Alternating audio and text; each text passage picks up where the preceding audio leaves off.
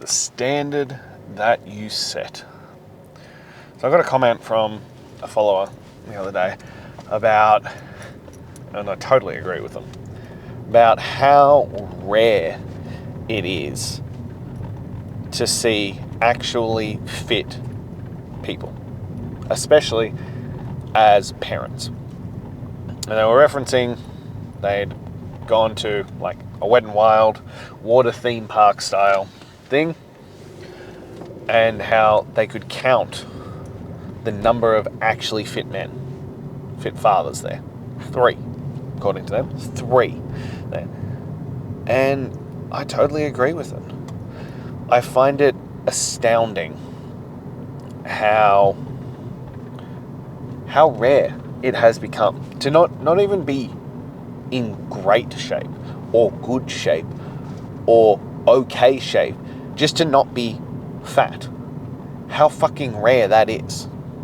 And we get this deluded and delusional idea of it based on, well, social media, on how frequent it is and how, insane shape people are in.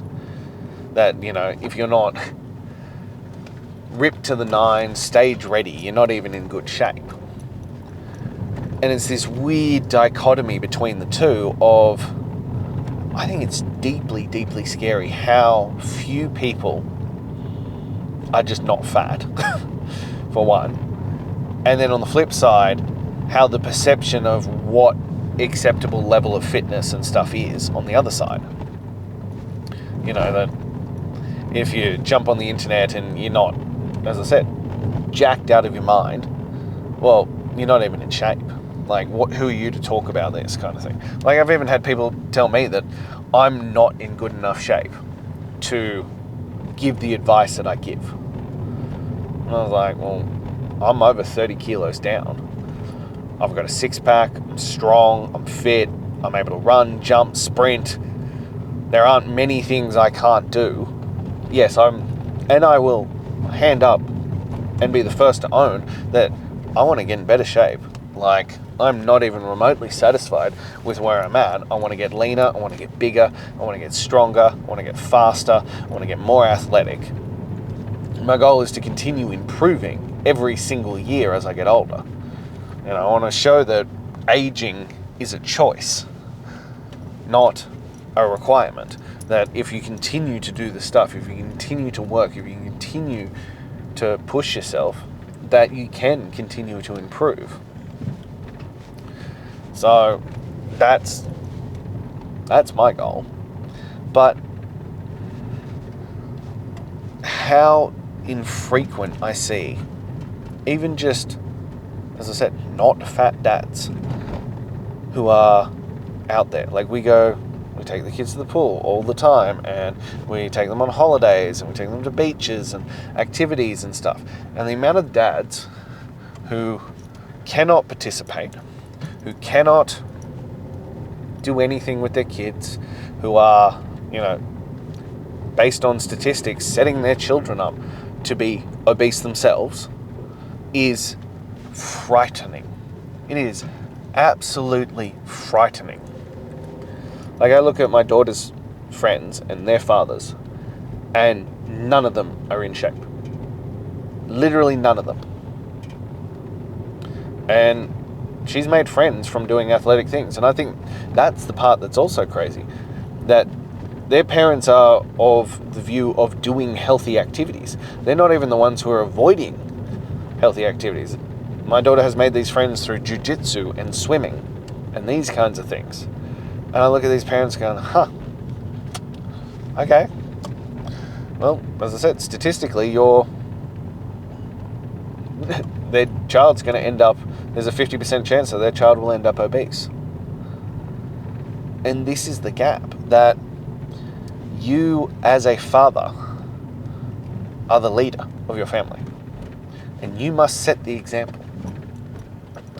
You must show the fuck up and set the example of what health and fitness looks like, what personal responsibility looks like, what delayed gratification looks like, what making good choices looks like, all these things. You must show up and lead by example for your family. You are that guy. You are the leader. You are the one who is going to dictate this thing. So you must show up the right way. And every time I talk about this one, people get upset. And the only reason you get upset when I talk about this stuff is because it's calling you out. There's no other reason to get upset. If you are already doing something, if you are making healthy choices, you are exercising, you are doing that kind of stuff, you have nothing to get upset about. People who get upset and triggered by this are the people who are not living it, who are not doing it. I had a guy once and he told me, he's like, but what am I supposed to do? My kids want Oreos, and so I buy them Oreos, and then I start eating the Oreos. The answer is you stop buying fucking Oreos. Your kids shouldn't be eating them anyway. They are the most highly processed, disgusting fucking food that you could buy them. So do yourself and your children a favor and stop buying them. Like, I spoke the other day about, especially when kids are young, you're basically brainwashing them. How you live your life, the things that you tell them, the things that you teach them is how they'll view the world. You have basically free reign to dictate how that will be taken. I get these parents all the time, and they're like, oh, my kids will only eat chicken nuggets and chips or whatever the fuck it is. Well, A, they don't get to buy the food, so stop buying it for them. And B, who introduced that in the first place? Like, that's on you. Now it's on you to make better choices. It's on you to introduce different options. It's on you to make them have the right things when they're developing.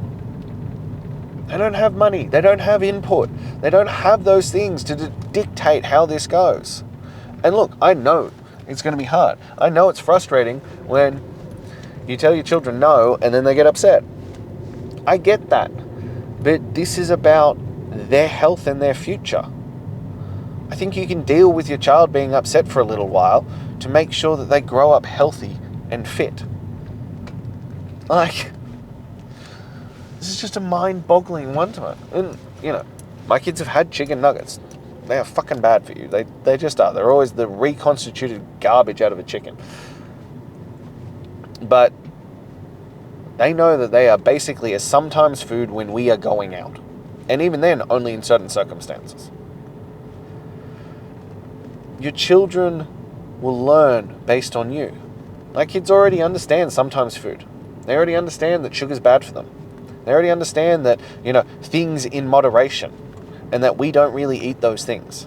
That those are special treats. You are the one who gets to dictate it. And it starts with you.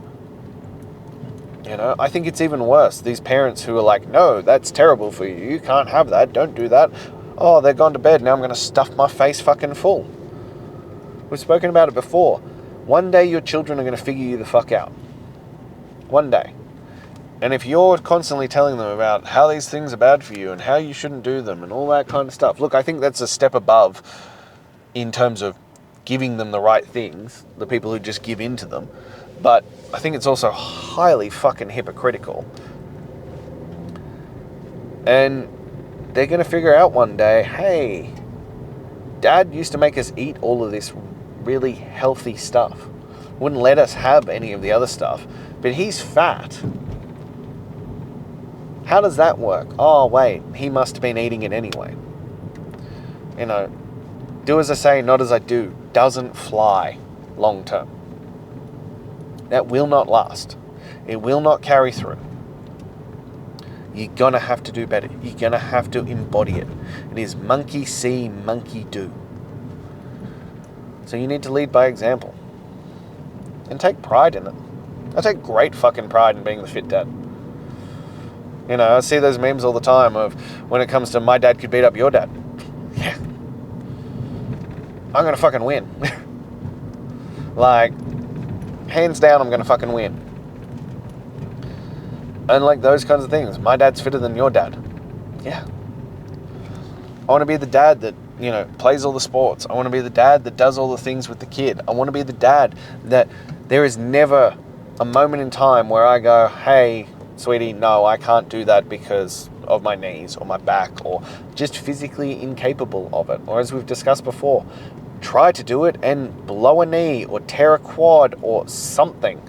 Like, no, I don't want to be that guy. I want to be the fit, strong, capable dad that leads by example, who's able to do anything and everything my children want. And it builds better connections, the ability to play with them. Like that is shown. The ability to wrestle and throw them and play the dangerous games and teach them that they are still safe is a crucial part, especially for girls, of their development. It helps them learn confidence. And it helps them learn about their body and how they're moving. These are really important things. And you can give your children the greatest head start. Like I play games with my kids all the time about fitness and things like that. And they think it's just fun. We play Copy Daddy. And they do weights and they do, plyos and agility drills and all those kinds of things. They think it's the greatest shit under the sun. Do I know if they're going to end up being athletes? I have no idea. I have not a clue in the world. But what I do know is that if they decide to go down that road, they've got all the skills and the movement patterns and all that kind of stuff established already. And if they don't decide they want to do that, cool. It's still good to be strong, fit, and healthy. Like, there is no downside to this. My son has been doing jiu-jitsu since he was 2. He still doesn't have much of an idea of what's going on. But those things have just been ingrained. He's been learning about his body. He's been learning about how it functions and how movement patterns and all this kind of stuff. And he's learned from a very early age that we have to show up and we have to do the work. Both my son and my daughter are in a class that is 5+ for jiu-jitsu. They're 3 and 4. And that's just purely because they've been doing it for so long. But they have those capacities because I make the right choices as a father. I look at my health and fitness as a necessity for them. I got the other one, the pushback the other day, and I made one a video. And they're like, well, what about spending quality time? And I was like, I do both. I do fucking both. I go for a weighted walk every single day. Frequently, I take my children with me. Now it's family bonding time. Now they're learning about it. And on those days when they come with me, yes, it's going to go slower. I'm going to move slower. So I crank up the weight. And on the days I'm on my own, I go down a little bit in weight and I go faster. But I make it family bonding time and they're learning. And they want to wear a weight vest like daddy. They want to be just like daddy. They want to be able to walk the entire way. So my kids, at 3 and 4 now, but well beyond this, can walk 3 kilometers. Why? Because we just fucking do it. Because that's what dad does every single day. This is who we are. And it's just ingrained into them. It's about setting the standard. It's about how you live your life. And we have a rule when we have snack boxes and things, that we eat our meat first. They eat meat with every fucking meal. And so does dad. And that's just a part of it. And they know that rule. To the point where my sister gets on my son's case. My daughter gets on my son's case about it. And picks on her little brother about, oh no, Connie, you're not allowed to eat that. No, Connie, you must eat your meat first. It is a known rule. She told off her grandmother the other day because she wasn't eating her meat first. It's how you live. And it's how you embody it that passes on to it. These are the formative years that make and break them. But even at any age, I have a client who's in their 60s and they started working out. They are now in the fittest place of their entire life, like unquestionably. And every year they go from strength to strength to strength. So their daughter started working out. Had to catch up. Saw you, was inspired. Couldn't be outworked by my 60-year-old parent. Like, that's what makes the difference.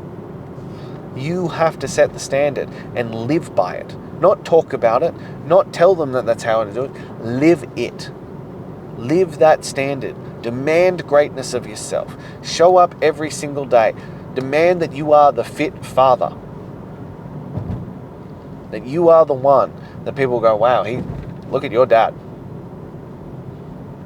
That's what you want. You want your kids to aspire to be like you. So what I always come back to, you will be your daughter's first love and your son's first hero. Who you are in all areas matter, because they will, assuming you have a good relationship with them, they will judge so much of their worldview on that fact. Your daughter will judge her partner based on you, and your son will base himself on you.